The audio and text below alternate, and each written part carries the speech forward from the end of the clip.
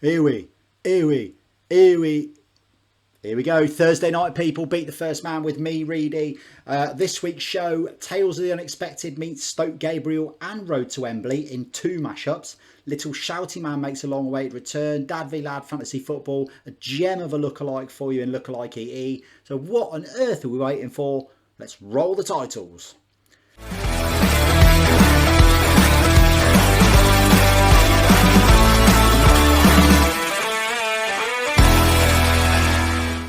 So episode 64 then, and welcome on board the BTFM Bus for another episode of the show that clearly is the silliest show on YouTube, without a doubt. Football in the loosest possible term. Anyway, if you are new on board, thank you very much for getting on board. Please make sure you click subscribe down below. Get involved in the show. It's your show as much as mine. So please, likes, comments. Once you've subscribed, click your little bell so you're never going to miss another episode. I'd hate for you to miss out on all the fun. Any complaints about my curtain poll this week should be directed to Curtain Polls Are Us, who installed it. But please do feel free to comment on my curtain poll if that's the only thing. Not the curtains. I didn't pick them. So let's get on with the show then. Time to get your guessing hats on for the week as we have another game of How Old. Simple game where I put up the picture of an old footballer. And as always, all you got to do is guess how old they were when that photo was taken. So this week it's a goalkeeper, and a man, despite being born in Derby, actually played all of his football north of the border. So he started his career at Hibs before making a switch to Greenock Morton, where he clocked up 117 games in goal for the Ton. He did make a switch to Celtic, only 12 appearances at Celtic, and he was obviously homesick because he headed back to Greenock Morton, where he made a further 154 appearances. One more stop before retirement, where he went to St Johnstone and played a few games for St Johnstone. 350 odd games in his career. A decent career, I'm sure you'll agree. But in an interesting twist, his highlight arrives after retirement, as he appears on Beat the First Man. So what we want to know, when this photo of Roy Baines was taken,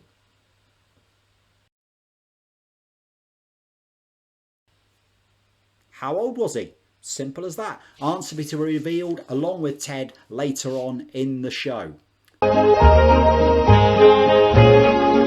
Wow. You may be wondering why I'm playing the Tales of the Unexpected music and now I'm talking about Stoke Gabriel. First of the mashups. So, Stoke Gabriel. They first appeared on Tales of the Unexpected when we talked about their start to the season a couple of years back. Well, the two have met again, this time for very, very different reasons. So last weekend, you may remember I said they were away at Holsworthy. Difficult game. Holsworthy was sitting sort of top half of the table. It didn't start well. The Gabriel boys were 3-0 down after about half an hour. But all of a sudden, the game was abandoned.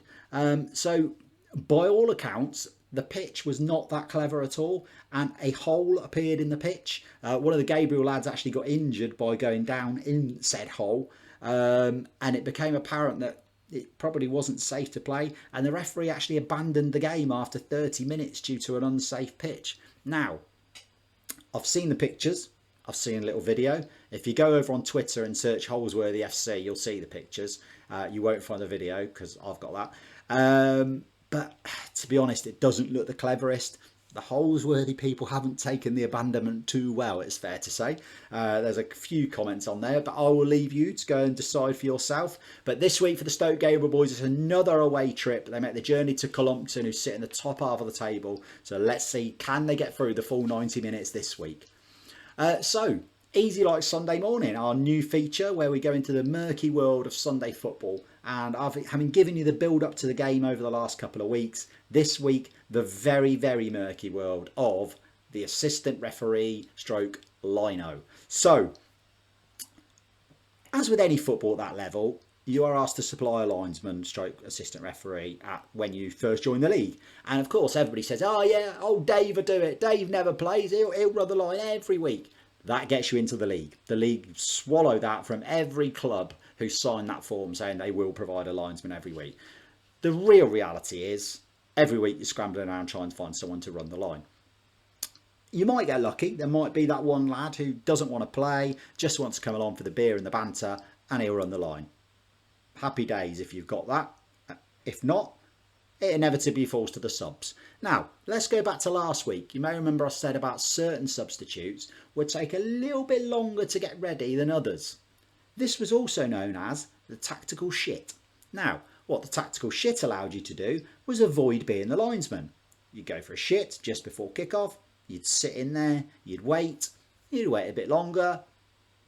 10:31, I'm safe to go out, they've probably kicked off. You go out and the other sub is running the line because you've had the tactical shit. So, having already done that one, the opposition of course will have done the same. So an opposition player will be running the line.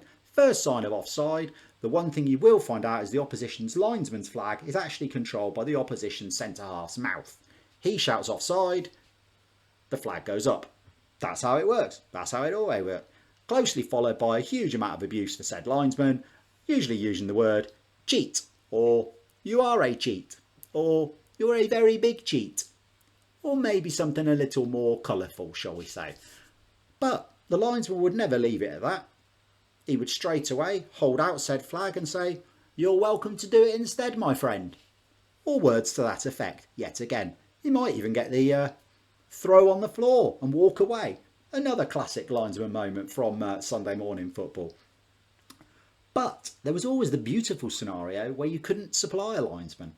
And the referee would come in the change room before the game and he would quite clearly say, "You've got no linesman, I'm afraid. You're going to have no offsides." So what would happen is the opposition would leave a man 10 yards offside and you'd be going, "Offside, ref, offside." And he just wouldn't give it. So, "Sorry, you haven't supplied a linesman. I can't tell if he's offside." Even though the bloke is 2 bus stops away down the pitch, he wouldn't give the offside. So there you go. So that is the murky world of the assistant referee stroke lino in Sunday morning football. Next week, the ringer. Join me for that one to find out about the ringer.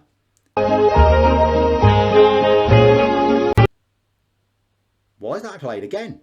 I'll tell you why that's played again, because Tales of the Unexpected is having its second mashup of the day, this time with Road to Wembley. So, last weekend it was the FA Trophy and our boys from Dunstan UTS, as you know, we followed them right from the first round. They were drawn away at Marine. Anyway, the game went on and Marine suffered a small electrical problem when their floodlights failed. So, what on earth do you do in all such occasions? I hear you say. What do you do in those sort of occasions, Reidy? I'll tell you what you do in those sort of occasions. You get the Dunstan UTS midfielder to have a look at it. There he is. So anyway, so the Dunstan UTS midfielder Phil Turnbull, an electrician by day, set to work trying to repair the floodlights, getting them working. A few frantic phone calls later and a bit more work. Job done. Floodlights back on. Game continued. Anyway, Marine 2-0 up, coasting towards the next round, but fair play, the boys from Dunstan fought back. 2 late goals, 2 in the last 10 minutes. Grabbed a 2-2 draw and they actually took the game to penalties. But sadly, the boys from Dunstan couldn't quite see it through and went down 5-4 on penalties, meaning Marine are now our new Road to Wembley team in the FA Trophy. The draw was made on Monday and they face a trip to National League North side Bradford Park Avenue. So Marine away at Bradford Park Avenue in the next round. This Saturday it's back to the FA Vars. Remember Torpoint, the ones who we have now forgiven for beating Stoke Gabriel in the first round. Can they get through another round? This week they travel to Royal Wootton Bassett in the next round. So let's hope the boys from Torpoint can do what they need to do. A little bit of something for you. In next week's show, the Road to Wembley, we will actually have the guy from Walsall FC coming on. Is it next week or the week? I can't remember. It's either next week or the week after. I think it's the week after, actually, before the FA Cup second round game. It's a guy who runs a Walsall FC website is coming on the show, so look forward to that. But whatever happens, as always, we're on the road to Wembley. Wembley. We'll beat the first man. We're on the road to Wembley. Wembley. Yes, indeed we are. So, he's not been on for a while. Little Shouty Man. Yes, Little Shouty Man, where we cast aside all scripts and I just say it as it is. So, what is Little Shouty Man ranting about this week? I'll tell you what he's ranting about this week. World Cup playoffs and seedings. Right, so we all know by now the World Cup playoff system, blah, blah, blah, second in the group, blah, blah, blah. The best 6 were seeded, the next 6 were not seeded. And they go into groups of 4. There's a semi-final and there's a final, the winner progressing through to the World Cup in Qatar. I'm not going to speak about the World Cup in Qatar. We'll save that bad boy. Anyway, the seedings. Right, so I have a big problem with the seedings. As you all know, I'm a Scotland fan. We had a brilliant result against the Danes, which meant that we are actually seeded in the semi-finals. So you'd think I'd be quite happy with the seedings policy. But no, it's a crock of nonsense. Just throw them all in a pot, make a draw. This has purely been done. Again, the greed of FIFA stroke UEFA, the utter greed to try and ensure they get all the top sides through to the World Cup. That's all it is. Any sides that don't quite make it to the World Cup, they're hoping that by seeding those that are the best second place, they'll get through anyway. Well, do you know what I really hope happens? I really hope that a couple of unlikely unseeded teams get through.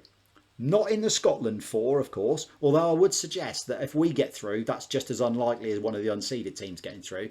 But let's hope that, in those playoffs, you've got Italy, Portugal, Russia. What price all three of them going out? Wouldn't it be beautiful if they all went out? But the truth is, they should all just be in a hat anyway. They should just all be in a hat. If you're going to draw these 4, draw them out, semi-final, final, good to go. That would have been the fairest way of doing it. And you could almost have said that home advantage would go on the FIFA rankings if you really wanted to put something to it that ensured that the higher ranked side got a little bit of an advantage. But just nonsense. Get all the teams, put them in a hat, draw them out like we used to do with the old cup draws. None of this seeding shit. That said, if Scotland could please have an easy draw in the semi-final and then the unseeded team can knock out the big seeded team and we have an easy draw in the final, that would be fab as well. I'll tell you now, Scotland will win the semi-final and they'll have Italy away in the final and it will be all kiboshed. You heard it here first. So, Dad v Lad Fantasy Football. There was no games last weekend, of course, due to the international break. So let's go and find out whether me or Kian have made any changes for the upcoming fixtures this weekend as we take a trip to Dad v Lad Fantasy Football. So here we are back again, Dad v Lad Fantasy Football. International break is out of the way. It's back to the real stuff now. Kian, how are we?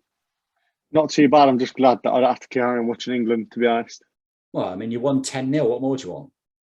Yeah, we're just boring. It could have been 12, It could have been 12. Now, last week I sat on here and confidently predicted that Scotland would scramble a 1-1 draw with Moldova. How wrong was I? We scrambled a 2-0 win.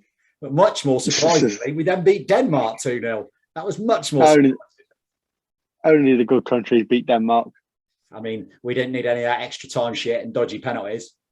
Oh, but, they played up to the occasion in the Euros. But I can tell you, I will predict now what will happen. So we have now got a home advantage in the playoffs, which we'll come on to in Little Shouty Man in the show. We will draw whoever and we'll beat them. We'll be through to the final and we'll be drawn away against Italy or Portugal. I can see it coming. Get your money on very funny. The draw now. I'm sure I'd enjoy it. I wouldn't. I'm not going to enjoy it anyway. I'm not even going to enjoy the semi-final. Anyway, let's get on with the real reason we're here, fantasy football. So after last week, quick refresh. You are on 591 points. I am on 569. So there's 22 points in it after 11 game weeks. So 27 game weeks to go, and there's not a lot in it. So are we going to get points deductions like Derby, or are we going to leave them out? That? Oh, we definitely should.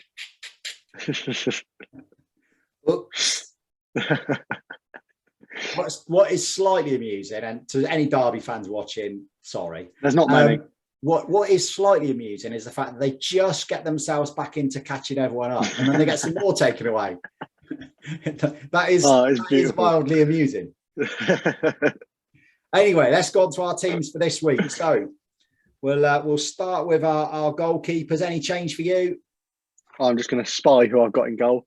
I've got Mendy still. He's still in there. I've stuck with Martinez. They got Brighton at home. Brighton don't score a lot of goals.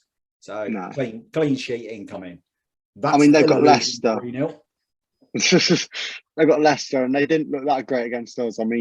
He was a screamer that they scored from. And other than that, they were shit. So fair enough. Right, back four for me. Same back four, no changes. I've got Diaz because they got Everton at home. Cody because they got West Ham at home. Chilwell away at Leicester. Livramento, although it says he's doubtful, they're away at Norwich, so he has to play because they're away at Norwich. Well, I've got Diaz, he's stayed in there. Alexander-Arnold's still in there. James as well, I've made the substitution or the transfer. Sorry, he's coming for Alonso because Alonso's injured apparently. And then a risky one because he's not keeping a clean sheet. Ben White against Liverpool away. That is a bit risky. It could be a minus, but it's either him or Mings. So, Jesus Christ.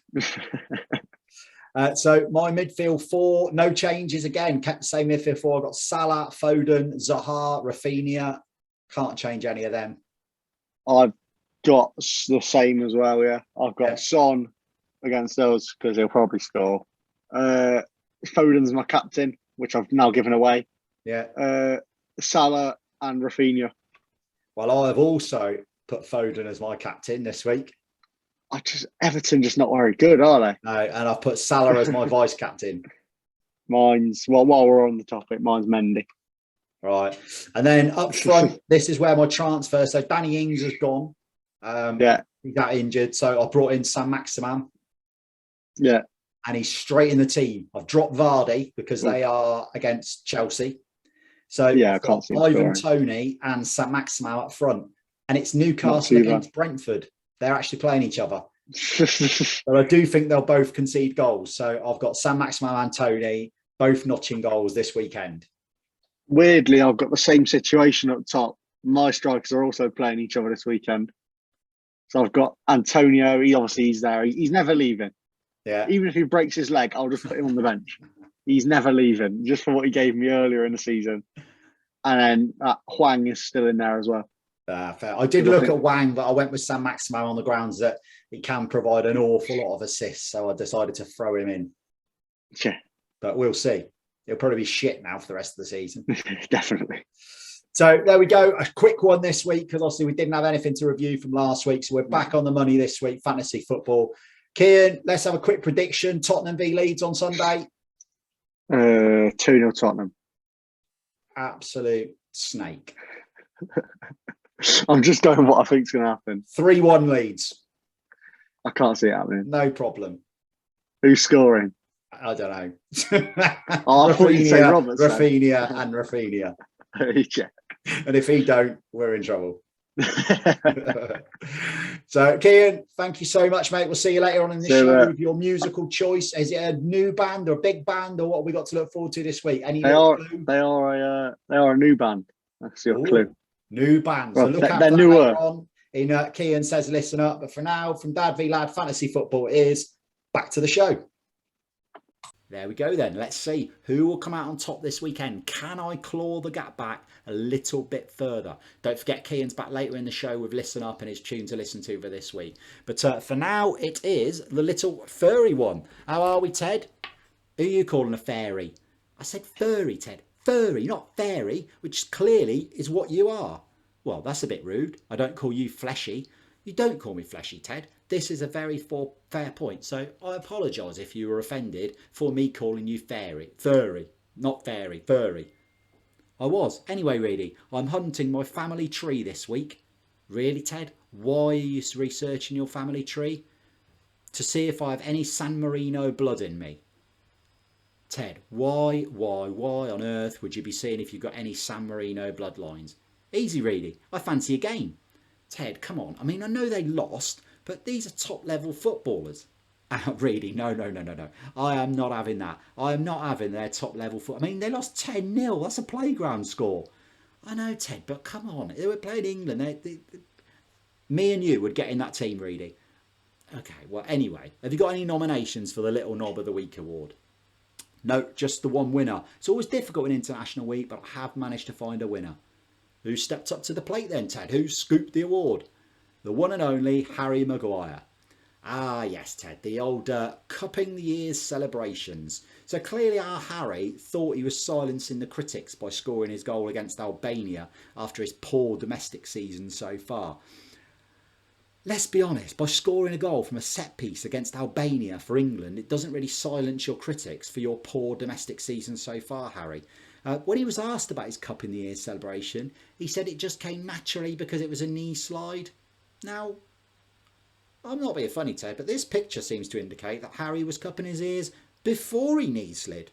So there we go. I don't think the two are connected in any way, shape or form. Even his excuse was bobbins. So this week, Ted's Little Knob of the Week, without a shadow of a doubt, goes to Mr. Harry Maguire. So you're back later then, Ted? Reidy, hang on, Nicola Tadelli. I'm onto something here. Coming to a San Marino game sometime near you soon. Anyway, now it's time for a bit of this. Look-alike EE. Yes, look-alike EE, where we find a footballer and somebody else in the public eye who they look like. This week, a Premier League footballer who's battled his way to the very top of his game and actually managed to win the Premier League against all the odds with his side. And how he looks a little bit, actually no, a lot, like a 70s sitcom star. So this week's Look-alike EE. Yes, indeed. Jamie Vardy and Old Man Steptoe. All you need to do is stick Vardy on the rag and bone van. Job done. Same man. Never been seen in the same room at the same time. Simple. Brilliant. Anyway, musical interlude time. Well, I say musical interlude time. Kian's going to tell you a song to listen to, but because of YouTube's copyright rules, I can't give you the tune to listen to. So let's head on over. As Kian says, listen up. Hello everyone, welcome back to another episode of Kian Says Listen Up, where I'll give you a song to listen to this week. And this week's song is one I've heard live as well, so it's a little thing for you all. It's by a smaller band from Liverpool called Rats. They're really good. I saw them supporting DMAs, who were also really good, last Thursday in Leeds. That was a good gig and they opened it really well. They're called Rats. I'm sure I've said that, but I'll say it again. And the song's called Weekend, so yeah, go over there, give it a listen. They've got a new song coming out in a few days as well, I think. I think it's on Friday. And if it's anything like any of their other stuff, then I'm sure it'll be great, because they are a very good up-and-coming band. So yeah, go and give them a listen. Weekend by Rats. Yeah, see you next week. There we go then. Weekend by Rats. As Kian said, we saw them live supporting DMAs. They're absolutely wicked, full of energy. Very Plan B-ish, if you like Plan B. Well worth a listen. So go and have a listen to that, as Kian said. He's actually got that one right for definite. They are well worth a listen. I'm going to try and talk him into the other one that he needs to put on for next week, but I don't know how much joy I'll have with that. So after the break, the Lineal European Cup competitions are back as well. The Lineal European Cup, the new holders Bayern Munich are back in action as they face a trip to Augsburg. This being a trophy they held for a very long time previously, so they'll be looking for a repeat run with the cup this week. In the Lineal UEFA Cup, we've got new holders of that as well. Bochum, they are the new kids on the block with the Lineal UEFA Cup. They are also on the road with their first ever defence. They travel to Bayer Leverkusen. So let's see how that all pans out. I'm predicting one defence and one change of hands of the trophy. As you know, I am the master predictor, so this will definitely come true. Said no one ever.